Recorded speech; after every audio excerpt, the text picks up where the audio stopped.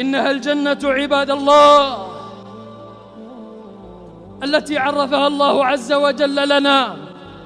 فإن سألتم عن تربتها وأرضها فهي المسك والزعفران، وإن سألتم عن سقفها فهو عرش الرحمن، وإن سألتم عن بلاطها فهو المسك الأذفر، وإن سألتم عن حصبائها فهو اللؤلؤ والجوهر، وإن سألتم عن بنائها فلبنة من فضة ولبنة من ذهب، وإن سألتم عن أشجارها فما فيها من شجرة إلا وساقها من فضة أو ذهب، إن سألتم عن ثمارها فأمثال القلال ألين من الزبد وأحلى من العسل، إن سألتم عن ورقها فأحسن ما يكون من رقائق الحلل، إن سألتم عن أنهارها ففي الجنة أنهار من لبن لم يتغير طعمه،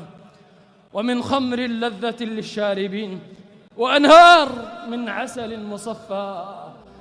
أنهار الجنة ليس لها أخدود، إنما هي سائحة على وجه أرض الجنة.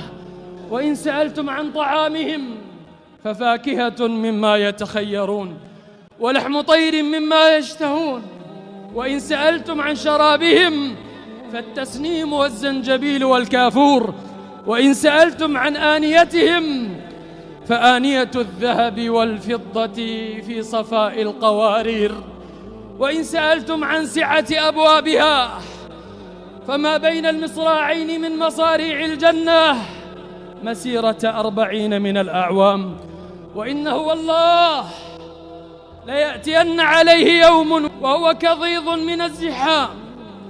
وإن سألتم عن ظلها ففيها الشجرة الواحدة يسير الراكب المجد السريع في ظلها 100 عام لا يقطعها.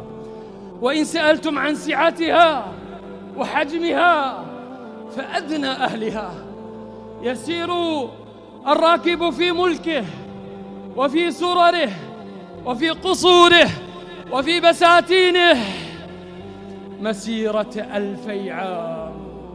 وإن سألتم عن خيامها وقبابها فالخيمة الواحدة من درة مجوفة طولها 60 ميلا من تلك الخيام. وإن سألتم عن ارتفاعها وقصورها فغرف من فوقها غرف مبنية تجري من تحتها الأنهار. فلا إله إلا الله، ما أجمل تلك الديار.